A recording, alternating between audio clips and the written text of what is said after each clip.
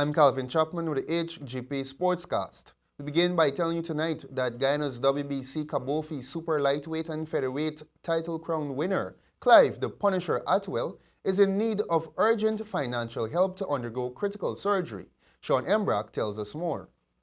27-year-old Clive Atwell's injury was magnified in the ninth round of his last fight at the Cliffland Mall on October 24, 2015, during the ninth round of his WBC Feather Box lightweight title fight against fellow Guyanese Dexter Gonzalez. Atwell, after surgery at a local hospital, related that he experienced discomfort during the sixth round, and by the ninth round he felt a funny sensation as he leaned back to evade a punch and passed out after the punch from Gonzalez. At the hospital, doctors informed the couple he was hemorrhaging from the brain. The boxer underwent emergency surgery with the help of the Guyana Boxing Board of Control, his wife and family, and the WBC footing the bill. Now Clive Atwell needs another urgent surgery, which has to be done in Trinidad at a cover cost of Guyana $5 million. Atwell can be contacted on telephone number 642-9961 for more information and donation to help save his life. Atwell grew up in First Street, Agricola, with his grandmother, Margaret Douglas. He became involved in boxing at age 13 at the Ricola Boxing Gym in Agricola.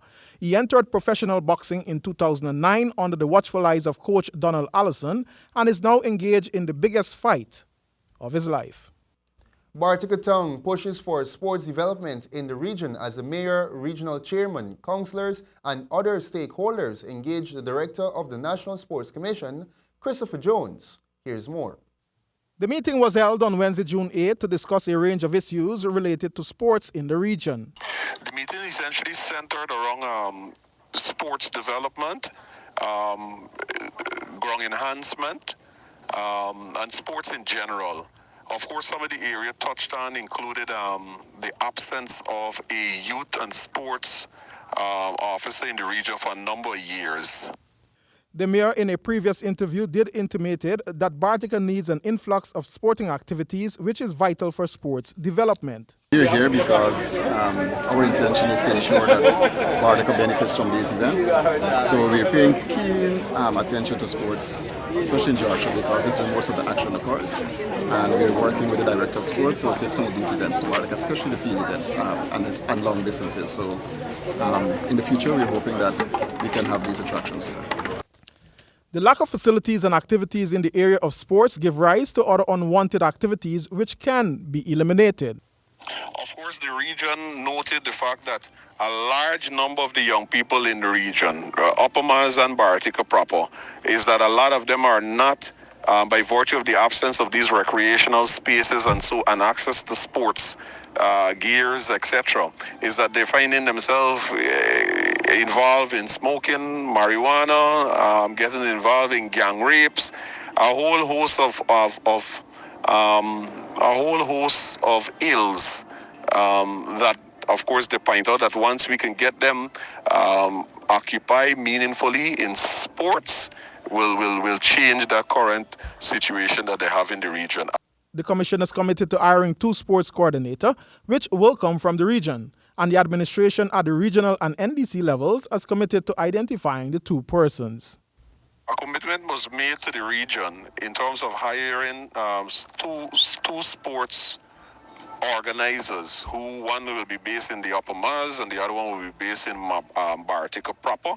That commitment has been made on my part, providing that the regional authority as well as the municipality identify those persons that they see best suited and fit to man that sort of operation in the region. 4 Guyanese coaches complete Phase 2 of West Indies Cricket Board, England Cricket Board Level 3 coaching course. Here are the details. The Level 3 course is the highest certifying coaching program to be conducted in the Caribbean under the auspices of the West Indies Cricket Board. The Guyanese coaches who attended the program were Guyana Jaguars head coach Eason Crandon, assistant coach Rion Griffith, national under-15 coach Julian Moore, and a territorial development officer Colin Stewart. Coaches Crandon and Griffith have been the 2 coaches at the helm over the past 2 years when Guyana Jaguars won back-to-back regional 4-day titles, while Moore has been the coach of the 2-time reigning under-15 teams. Colin Stewart has jurisdiction over the national coaching programs. The 2 phases of the coaching course was conducted by the England Cricket Board. The first section of the course captured relevant information regarding advanced concepts on batting, spin bowling and fielding, skill acquisition, coaching philosophy, tactical analysis, and decision-making. The second section of Phase 1 examined suspect bowling actions, its identification, recommended procedures, and remediation processes. Phase 2 of the course explored the principles surrounded biomechanics, wicket-keeping training, and match approaches, essentials elements of pace bowling, psychological profiling of players, and 3 assessment activities which targeted individual coaching, group coaching, and player assessment, analysis, and remediation.